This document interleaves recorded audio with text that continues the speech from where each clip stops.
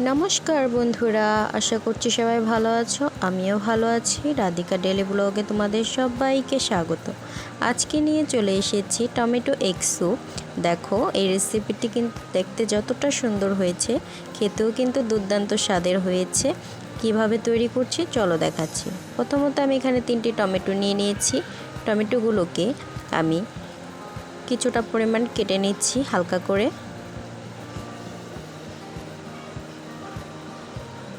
সবগুলো টমেটো আমি এভাবে করে কেটে নেব। কেটে নেওয়া হয়ে গেছে। একটি বলের মধ্যে এখন গরম জল ঢেলে দিচ্ছি। কিছুক্ষণ টমেটোগুলোকে ভিজিয়ে রাখবো। এখন তুলে নিচ্ছি। টমেটোগুলোর খোসা ছাড়িয়ে নেব। এখন টমেটোগুলোকে ছোট ছোট টুকরো করে কেটে নেব। বাড়িতে থাকা সামান্য কিছু উপকরণ দিয়ে এই রেসিপিটা আপনারা তৈরি করে নিতে পারেন। যারা আমার চ্যানেলটিকে সাবস্ক্রাইব করেছো তাদেরকে অসংখ্য ধন্যবাদ। আর যারা এখন আমার চ্যানেলটিকে সাবস্ক্রাইব করেনি অবশ্যই সাবস্ক্রাইব করবে। আর ধৈর্য সহকারে ভিডিও দেখবে, অবশ্যই একটি লাইক করবে। ধন্যবাদ সবাইকে।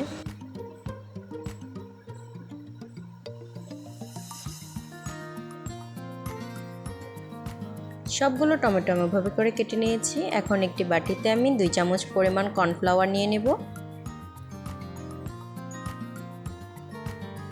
কর্নফ্লাওয়ারটিকে পরিমাণ মতো জল দিয়ে সুন্দর করে গুলিয়ে নেব। কর্নফ্লাওয়ার নেওয়ার কারণ হচ্ছে স্যুপটাকে ঘন করবে কর্নফ্লাওয়ার। অন্য একটি বাটিতে আমি 2টি ডিম নিয়ে নিলাম।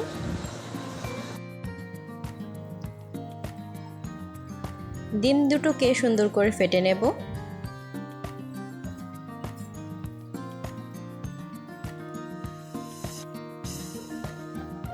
এখন আমি একটি কড়াই প্যানে সামান্য পরিমাণ তেল দিয়ে দিচ্ছি। এখন 1 চামচ পরিমাণ রসুন কুচি দিয়ে দিলাম।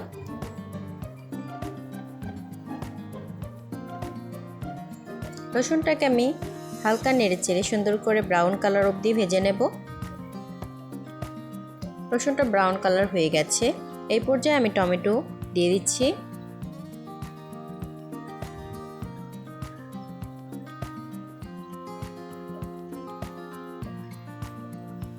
এখন আমি সুন্দর করে নেড়েচেড়ে টমেটোটাকে হালকা করে সিদ্ধ করে নেব।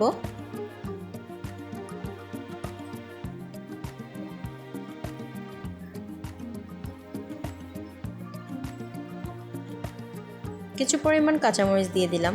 ঝালটা আপনাদের উপরে ডিপেন্ড করবে। আপনারা ঝাল খেতে না চাইলে এটি স্কিপ করতে পারেন। টমেটোটা যখন সিদ্ধ হয়ে যাবে এই পর্যায়ে আমি এখন স্যুপের জন্য পরিমাণ মতো জল দিয়ে দিচ্ছি।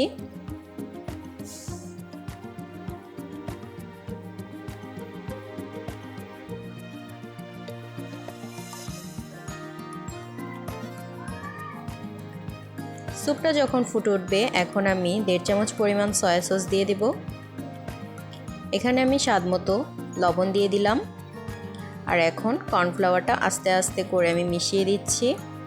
এক হাতে নাড়তে হবে, আরেক হাতে কর্নফ্লাওয়ারটা মেশাতে হবে। একই প্রসেসে আপনারা ডিমটাকে এভাবে মিশিয়ে নেবেন। ডিমের ভিডিওটা স্কিপ হয়ে যাওয়ার কারণে আমি আপনাদের পুরো ভিডিওটা দেখাতে পারলাম না, তার জন্য দুঃখিত। ডিমটা যখন ভালো করে নেড়েচেড়ে এরকম সেট হয়ে যাবে এই পর্যায়ে আমি গোলমরিচ দিয়ে দিচ্ছি। 1/2 চামচের পরিমাণ আমি গোলমরিচ দিয়েছি। এখন উপর থেকে লেবুর রস ছড়িয়ে আপনারা এটি পরিবেশন করে নিতে পারেন। দুর্দান্ত স্বাদের এই রেসিপিটি বাচ্চা বয়স্ক সবাই খেতে পারবে। আর এই রেসিপিটি একবার বাড়িতে ট্রাই করে দেখলে আমার বিশ্বাস আপনাদের আর বাহির থেকে স্যুপ কিনে খেতে হবে না। সুস্বাস্থ্যকর এই রেসিপি আপনারা বাড়িতেই তৈরি করে খেতে পারবেন। আর রেসিপিটি কেমন হলো অবশ্যই কিন্তু আমাকে কমেন্টে জানাবেন। আর আপনারাও এই রেসিপিটি বাসায় ট্রাই করে খেয়ে দেখবেন আর আমাকে জানাবেন। আর লাইক কমেন্ট শেয়ার সাবস্ক্রাইব করে আমাদের চ্যানেলটির পাশেই থাকবেন।